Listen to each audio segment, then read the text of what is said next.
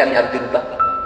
Kalau hanya mengejar akademik kita lupa, Pak. Matematika sudah lupa, fisika lupa, kimia lupa, biologi lupa, semuanya lupa.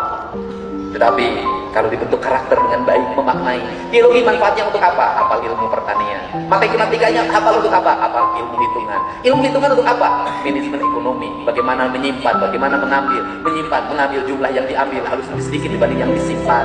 Jumlah yang dikonsumsi harus lebih sedikit dibanding dengan yang ditabungkan. Jangan besar pasak daripada pihak. Otaknya masuk bagi ini. Orang Sunda, kalimat lagunya harus apa yang dikembangkan pada anak-anak kita? Eri-eri kurang kali kudu api yang berseka. Mun kotor buat seseha, mun soek buat kamutan, kanu lutut masing butuh kanu anyar masing lebar. Sebuah prinsip ekonomi pendidikan anak-anak yang luar biasa yang ada dalam bangsa.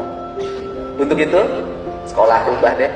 Sekolah ngajarin gak usah tinggi-tinggi sekarang. Ngajarin masuk kelas berbaris, ngajarin di ruang kelas hening, ngajarin kalau ada sampah di jalan dipungut, ngajarin buang sampah di mana, ngajarin nanam bunga, ngajarin nanam tanaman, ngajarin menyayangi sesama, ngajarin mencintai sesama. Sekolah ngajarin itu. Ilmu pengetahuan bisa diraih di Google, ilmu pengetahuan bisa didapat di perpustakaan, tapi cinta tidak bisa didapatkan di buku, cinta tidak bisa didapatkan di layar digital. Cinta hanya lahir dari rasa dan cinta, dan itu membahana dalam semesta, dan semesta itu saling berhubungan satu sama lain. Dan saya meyakini setiap manusia punya rasa, punya cinta, punya chip, ada provider dalam dirinya. Maka manusia digabungkan bukan karena partainya, bukan karena organisasinya, tapi manusia digabungkan oleh cinta dan rasanya. Ibu dengan anak bisa jadi rasanya tidak bersatu, tapi bisa jadi anak itu bersatu dengan orang lain. Kenapa mereka bisa berkelompok bergeng? Karena rasanya sama, cintanya sama, satu napas, satu jiwa. Kok rasanya berubah menjadi negatif? Untuk itu dari sekarang cinta ibu dan anaknya satukan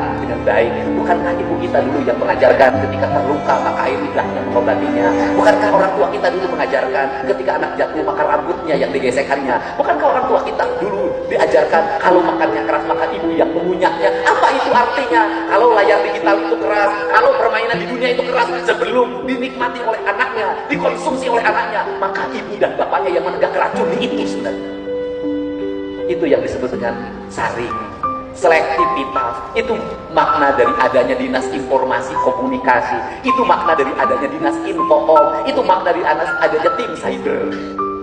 Siapa yang menyerang anak kita? Bukan tetangga, bukan teman. Dunia digital yang belum waktunya. Belum waktunya punya akun, sudah punya akun.